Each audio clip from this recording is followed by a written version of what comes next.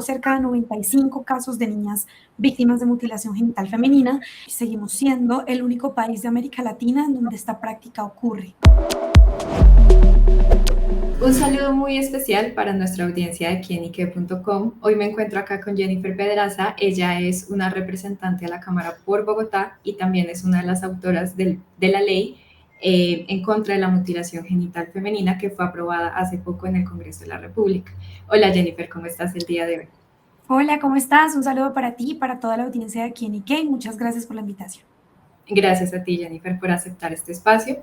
Y quiero empezar preguntándote por qué era urgente que en Colombia se aprobara una ley en contra de la mutilación femenina, genital femenina. Bueno, primero porque hasta el día de hoy éramos y seguimos siendo el único país de América Latina en donde esta práctica ocurre. Es decir, que el Estado colombiano no ha hecho lo suficiente para erradicarla. De hecho, nos enteramos hasta 2005 y 2017 que existía debido al fallecimiento de niñas en hospitales ante la aplicación de esta práctica. Entonces no lo podemos perder de vista. Hoy en día es tanto lo escondido del fenómeno que ni siquiera tenemos datos fidedignos. Se estima que entre principios de 2023 y mitad de 2025 hubo cerca de 95 casos de niñas víctimas de mutilación genital femenina.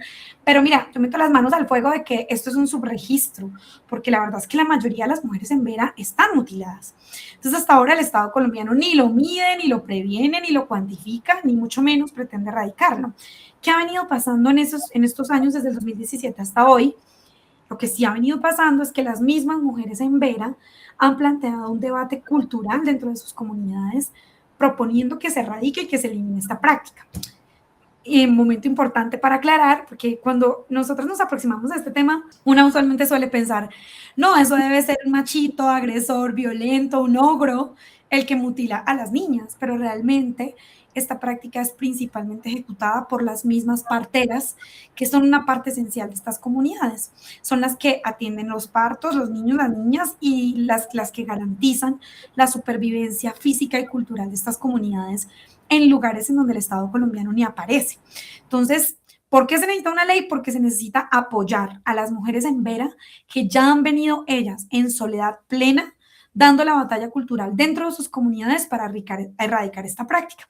La necesitamos para medir el fenómeno, para prevenirlo, para erradicarlo, para crear rutas de atención en los hospitales cercanos a los resguardos indígenas y a las zonas en donde habitan las comunidades afro, donde esta práctica ocurre, y para darle la cara a la realidad y ver cómo está, cómo hacemos para erradicarla.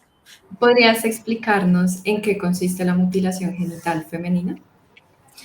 Mira, se conoce como mutilación genital femenina o ablación cualquier tipo de modificación sobre los genitales femeninos, ya sea cortes o quemaduras o intervención sobre los genitales sin justificación médica alguna. Esta es una práctica cultural que no es autóctona de Colombia, pero que hoy en día solamente ocurre en Colombia dentro de los países de América Latina. Tú mencionas que esta es una práctica que ocurre dentro de las comunidades en Vera y que principalmente son las mujeres y las parteras quienes llevan a cabo esta práctica. Pero a mí me llamó mucho la atención del proyecto de ley que se construyó en diálogo con estas comunidades. ¿Cómo fue este diálogo con las comunidades y qué aportes hicieron para el proyecto? La verdad, de las experiencias de mayor aprendizaje que he tenido en mi vida ha sido construir este proyecto de ley con las mujeres de la comunidad en Vera. Te voy a poner un ejemplo. La ley la redactamos juntas, entonces siempre estuvimos pendientes de que cada palabra de la ley se pudiese traducir a lengua en Vera. Así que en una tensión en un momento sobre una palabra que era la palabra castigo, tuvimos que cambiar la ponencia para poder utilizar una palabra que sí tuviera una traducción a la lengua en Vera que no implicara sanción o delito, como para ponerles un ejemplo. Entonces, esto ha sido un proceso de mucho aprendizaje de las mujeres en Vera, de lo organizadas que están. La Gran Nación en Vera, que es uno de los pueblos indígenas más grandes de Colombia, está profundamente organizada y sus representantes mujeres, la COMPEC, que es digamos, el Congreso de las Comunidades Indígenas en Vera, tienen consejeras elegidas nacionalmente que representan a cada una de las comunidades, porque hay en Veras Catillo, en Veras Dóvidas, en Vera, se me olvidó el apellido aquí, Chami, creo que es. Es decir, hay diferentes tipos de embera. Entonces, aprender sobre estas comunidades y aproximarnos desde una perspectiva respetuosa de sus culturas ha sido lo más importante de este proceso. Y también algo muy interesante ha sido que ellas lograron unir a mujeres muy diversas en el Congreso. Tú veías el día de la aprobación de esta ley una foto o mujeres celebrando como desde Paloma Valencia y María Fernanda Cabal hasta Aida Quilcue y Clara López. Es decir, este fue un proyecto, al igual que la prohibición del matrimonio infantil, que logró unir a las mujeres por encima de nuestras diferencias ideológicas y políticas en un momento tan polarizado como una elección presidencial de segunda vuelta como la que tenemos hoy. Entonces fue un proceso hermoso y la verdad hasta ahora estamos empezando porque viene el reto mayor, que es la implementación de este proyecto o de esta ley. Entonces aquí vamos a necesitar una articulación estrecha con las mujeres en Vera para que ellas sientan la confianza de llamar a decir, hey Jen, aquí no ha llegado nada, no han implementado esto, no ha llegado la política pública, todo eso.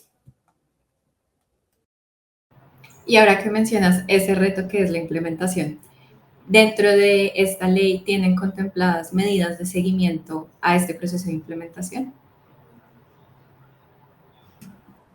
Claro que sí. Bueno, en primer lugar, pues yo desde el Senado de la República ahora, y espero que todas las personas que votamos positivo a esta ley que seguimos en el Congreso, vamos a realizar una labor de control político sobre la implementación integral de la ley. Pero además, la ley establece un periodo de 5 años para hacer una evaluación sobre qué tanto hemos logrado reducir la tasa de mutilación genital femenina.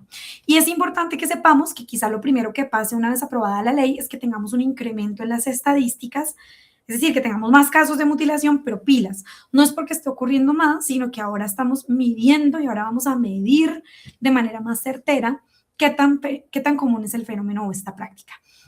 La ley que plantea también rutas de atención en clínicas y hospitales. Por ejemplo, ¿cómo nos enteramos hoy de que una niña fue mutilada? Cuando ya llega o por hemorragias o por infecciones, o cuando ya esta niña creció y es adulta y va a parir y presenta dificultades en el parto por la estrechez en la apertura vaginal derivada de una mala cicatrización o de una infección, porque la mutilación genital femenina tiene consecuencias que van desde infecciones, hemorragias, afectaciones en la salud mental hasta la muerte misma.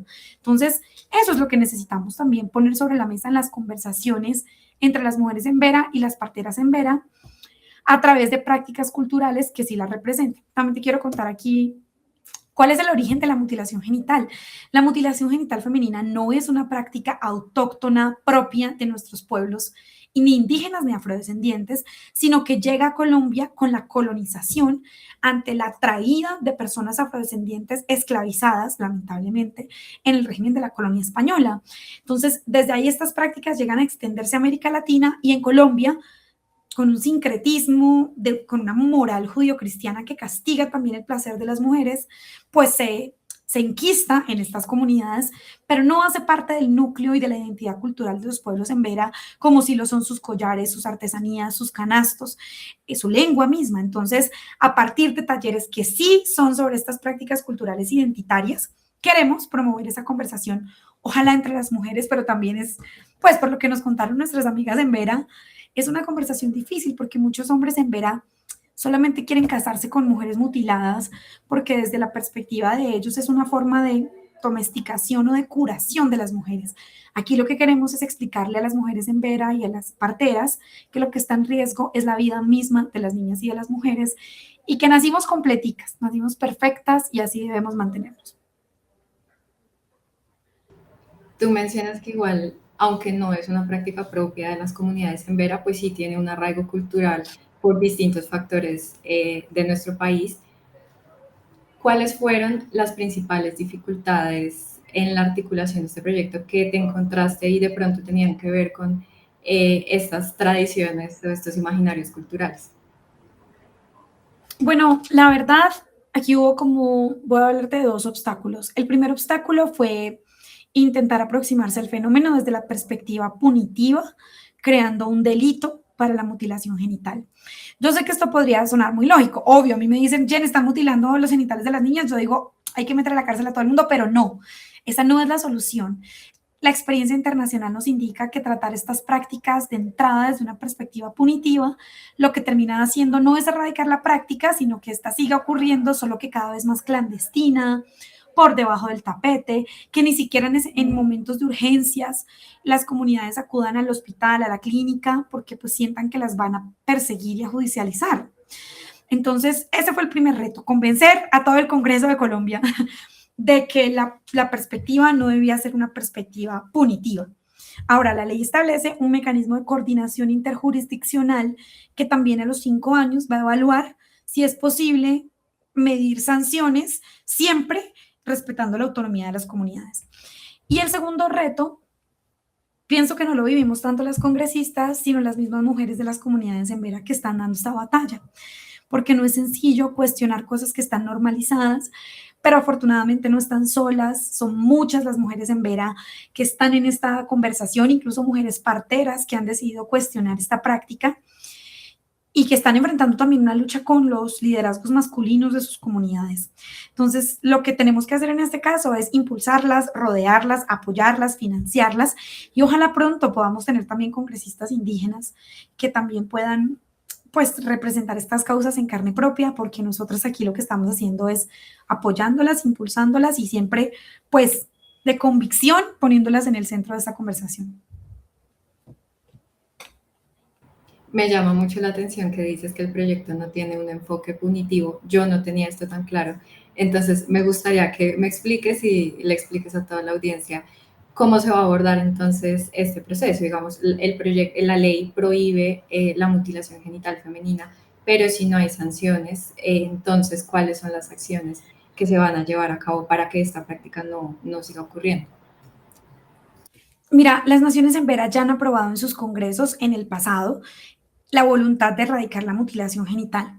En el gobierno de Santos II hubo una política pública para impulsar este camino y eso ayudó. Por eso es que en esos años tenemos una medición más certera del fenómeno.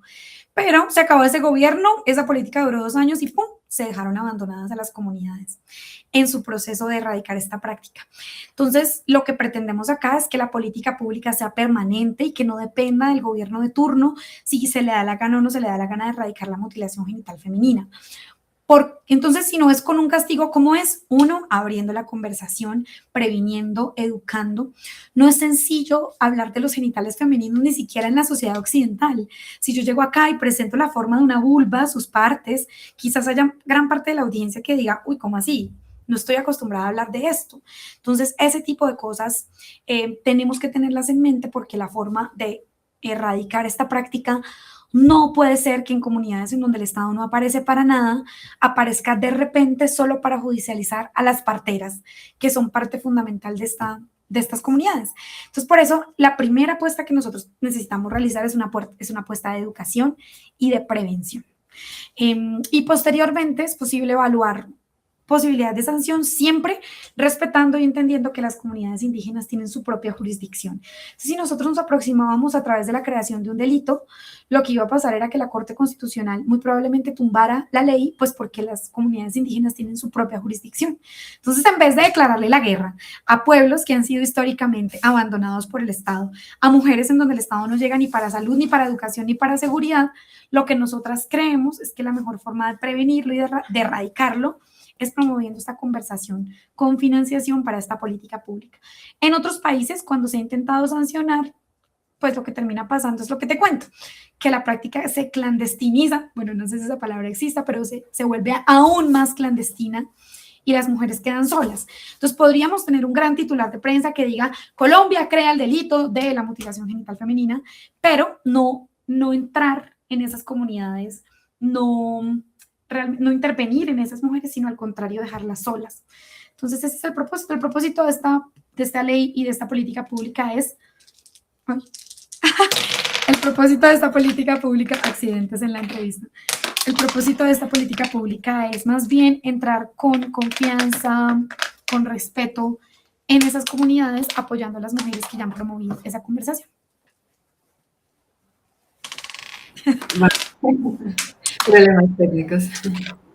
Vale, me queda muchísimo más claro ya con tu explicación. Y para terminar, te quería preguntar, digamos, sobre la otra fase que podría tener la ley, que es ya la atención, digamos, ya cuando ocurre este problema, ya pues la mujer, la niña ya fue víctima de esta mutilación genital. ¿Cuáles son las rutas de atención que plantea esta ley? Lo primero es que esto no puede seguir siendo la voluntad. Tranquilo, Amparito, no te preocupes. Tranquilo, no te preocupes. Esto no puede seguir siendo solo la voluntad de quien atiende.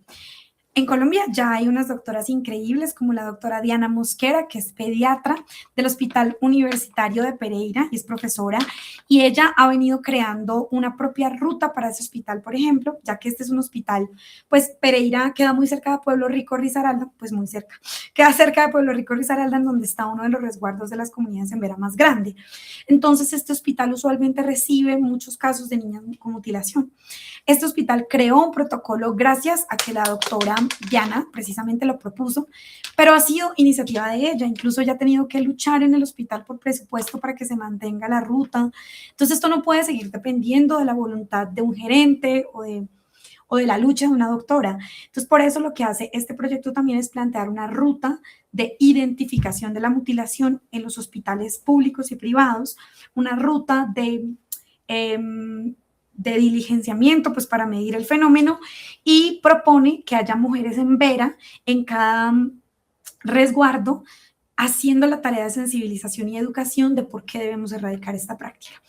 Yo quiero decirte que ellas ya lo han venido haciendo, pero es muy difícil si lo están haciendo sin el Estado porque no tienen presupuesto, no tienen recursos, no ha sido fácil para ellas, ha habido avances y retrocesos, a veces las cogen entre ceja y ceja. Entonces, para eso necesitamos que el Estado promueva estas conversaciones y rutas, por ejemplo, en los hospitales, en las estaciones de policía que quedan cerca, y ojalá podamos lograr que la misma nación en Vera pues lo incorpore dentro de sus protocolos. Ellas ya han venido en esa conversación, pero pues lo que te digo, a solas, ¿sí? Enfrentando un gran enemigo que es el patriarcado, que está presente, eso sí, en todas las sociedades. Entonces, ese es como nuestro propósito, medirlo y prevenirlo, y cuando ocurra, pues medirlo, poderlo identificar mucho más temprano. Porque como te decía, hoy en día nos enteramos cuando ya las mujeres son adultas. Algo que te quiero decir es que la mayoría de las víctimas de mutilación son niñas entre 0 y 5 años. Es una práctica que ocurre usualmente en el momento en el que nace la niña. Entonces, por eso es que necesitamos de la conversación con las parteras. Ok, Jennifer, muchísimas gracias. Felicidades también por el triunfo con esta ley, que pues definitivamente es muy importante para el país. No sé si de pronto quieras agregar algo más que yo no te haya preguntado aquí en este espacio. Pues me gustaría que gane el candidato presidencial que gane. Ninguno de los candidatos es mi candidato, no pasemos a segunda vuelta con Fajardo, pero que gane el candidato presidencial que gane, este mandato se entienda como un mandato unánime, porque así pasó por el Congreso, nadie votó en contra. Así que espero que esa voluntad política también logre que el candidato que gane implemente de manera decidida esta ley, y eso implica presupuesto. Entonces, ojalá que esto pueda ser parte de las prioridades del próximo gobierno. Estaremos en el Congreso para patalearlo y lucharlo y hacerle control y todo lo que toque, pero sí creo que debería estar dentro de las cosas que le exijamos al próximo presidente.